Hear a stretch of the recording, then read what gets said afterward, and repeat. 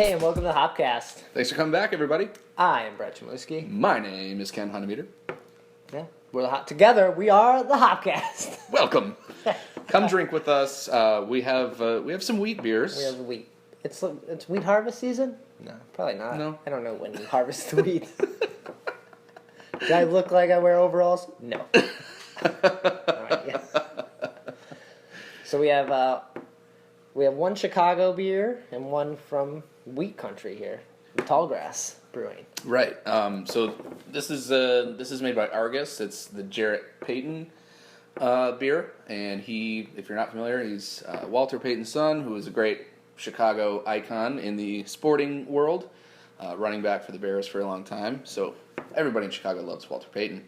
So this beer must be good. Right. So we must love this beer, I think, by default. Yeah, absolutely. It's got sweat in it, right? It's got sweet. Oh, it's got sweet in it. Yeah, so Walter's nickname was Sweetness. So they have cleverly kind of dubbed this sweetness and used the wheat in there. Because it's a wheat beer. Because it's a wheat beer. Okay. And then we have, from Tallgrass, they're the ones that do that 8-bit. Mm-hmm. The fun, I don't know, 80s graphic game beer. It's 8-bit graphic. Yeah, it's in cans, yeah. And so this is their Halcyon Wheat. And yeah, I've had this before, so this is pretty tasty. It's nice to see them doing some different styles. I know they have one other one I think we've done on the show before, at some IPA. Mm-hmm. Yeah. But yeah, so let's dig in. Which one do you want to drink? Let's go Argus. It's been a while since we've had an Argus beer. Okay. Let's do it. Sounds good.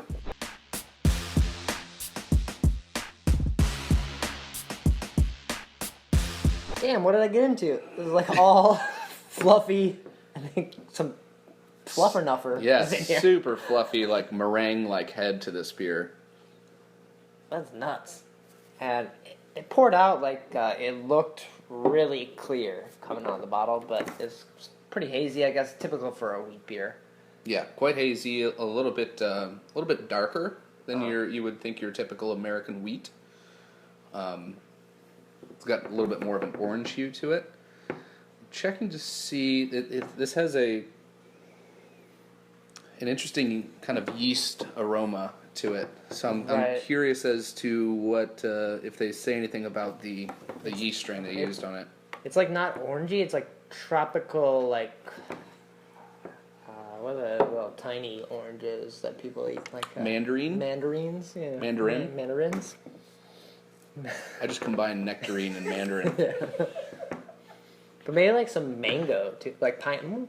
It's very fruity. I don't know. Just naming fruits here. All the fruits. All the fruits. All those tropical fruits. It's kind of has like a vanilla, and even like a clovey character to it. All right. So yeah, lots of clove. Cheers.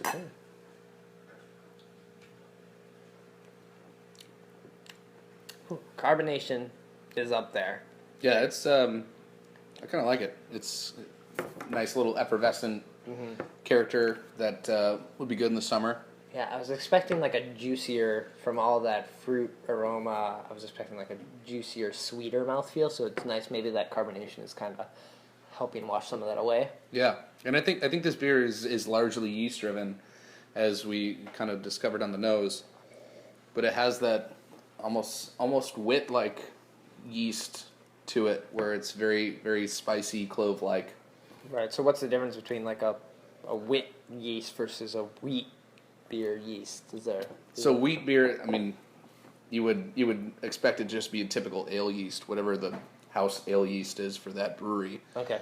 Whereas your wit strain is something completely separate and intentionally throws off those types of flavors and aromas to them. Okay. Namely the clove and spice. Man, I love that aroma. It almost smells like, I guess, smelling it more, it smells like you opened up a little package, like for lunch. You had the little tropical fruit package. Oh, okay. Like the little fruit packs? Yeah, a little fruit pack. That's what it smells like. Yeah, it's a refreshing beer. Yeah. So we first had Argus back at Hoptacular. What, like 4 years First ago? one we ever went to, right? Yeah, it might have been the first Hoptacular. I've been hearing good things about their beer, and I haven't tried their beer in a while, mainly because, again, like Berghoff, it's not a brewery that's sexy, and you see around on tap at places. Yeah. I think a Berghoff is a fair model to compare it to, where it's mostly they sell their stuff in package form. Mm-hmm. You're not seeing it around on tap at bars, at least here in Chicago. Who knows what they do with other markets and Right, stuff. but it's a Chicago brewed here, brewery. Down on the south side. Mm-hmm. And their space is supposed to be pretty nice. I think they do like some pizzas there. They have like a big outdoor space. And so.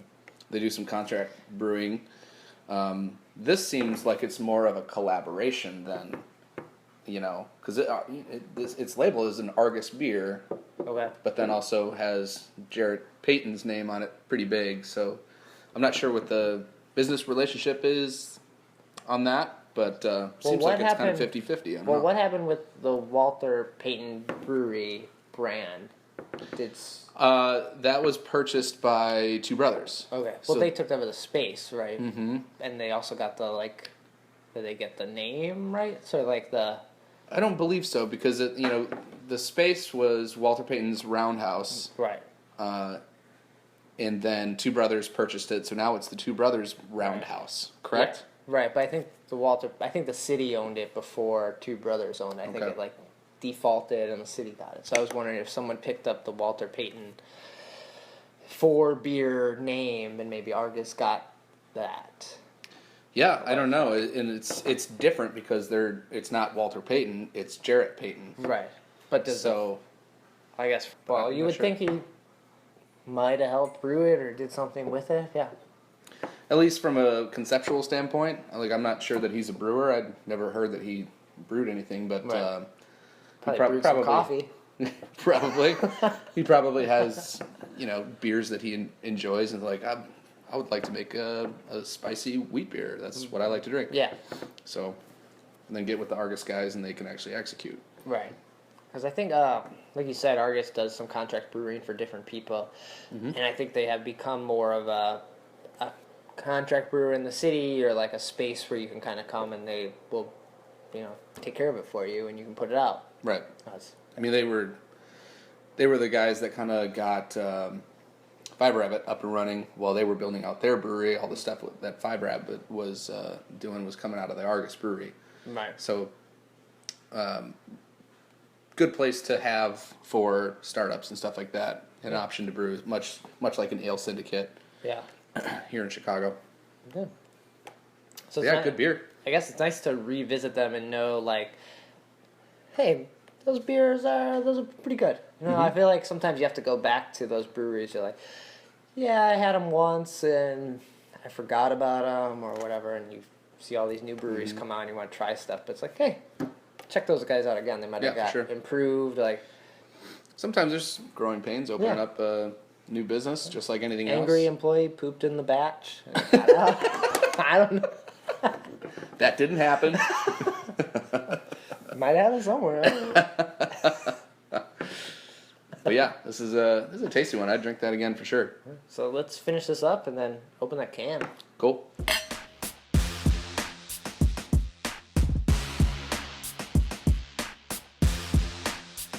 I'm feeling a little sweetie.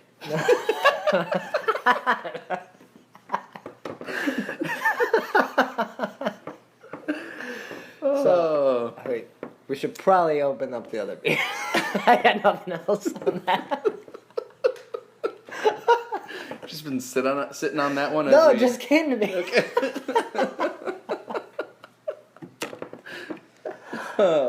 Should pop the top on that. All right. So, Halcyon Unfiltered Wheat from Tallgrass.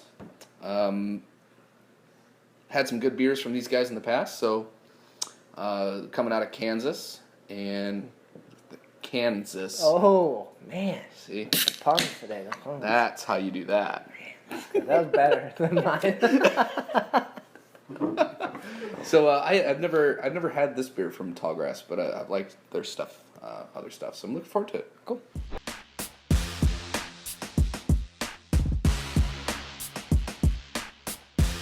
So we got a very similar looking beer. Yeah, aside from that meringue head, I mean, this had a pretty good head itself, but Kind of dissipated quickly. it did. That Jarrett Payton Argus beer, yeah, that stuck around for a while. Yeah. But everything else about the appearance of the beer seems to be fairly identical. Yeah. Then it's got a less fruity smell, like a less tropical.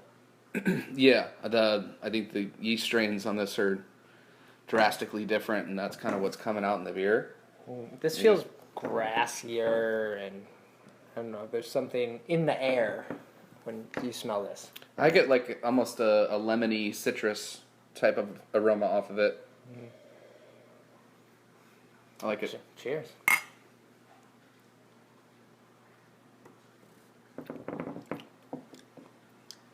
See, that tastes fruitier than the other beer. That smelled fruitier.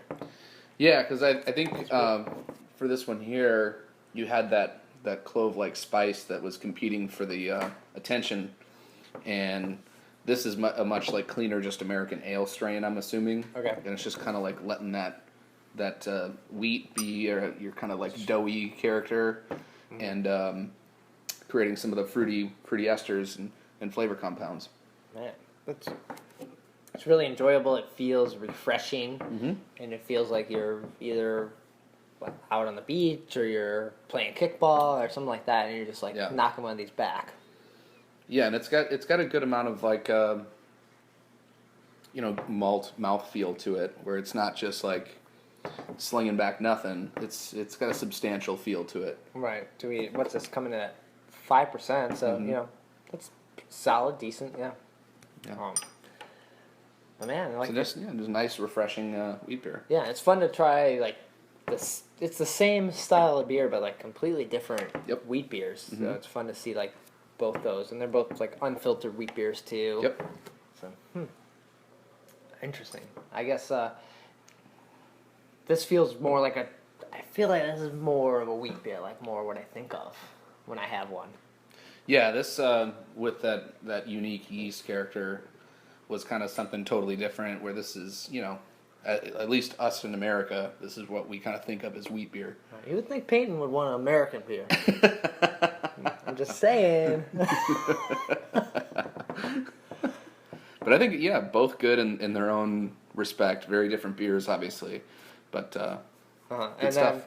They give a little shout out to their like wheat farmer on the can. Yeah, Bill Nye, the science guy. The wheat guy. Or the wheat guy, sorry. But yeah, they have like a local wheat farmer there in Kansas that supplies all of their wheat. So a nice little local tie-in for them, which is cool. Yeah. I think the can looks great. I love drinking Tallgrass beers, like the 8-bit and even this now. It's like, you just feel like fun beers to enjoy. I think it's the pack, maybe it's Tall Boys, I don't know. Yeah, the branding and all that stuff. Yeah. You're kind of a gamer, so you get behind that 8-bit. Yeah, for sure. Easy, it doesn't, that glass is going to break and you're going to hurt yourself. The cans, It happens. Yeah, look at this, man. That's what I have. Glass. Imagine if you had like a 24-ounce can or like a... Yeah, if that beer yesterday was canned, I wouldn't have a mangled hand right now. Mm-hmm. You may get some like bulges on the side from like pressure. Yeah. But Tallgrass, I don't know how big their market is. We get them here, Kansas, and so it's kind of... I don't think they're in many places, but Chicago's kind of like one of the bigger markets around for the Midwest, so it makes sense that they're here in Chicago. I've definitely seeked this out. I like this over the 8-bit. I do too. I think this is really nice, refreshing, but has a good amount of complexity yet there too for being a wheat beer. Just kick it back. Yeah, so cheers. Thanks for watching. Thanks for watching, guys.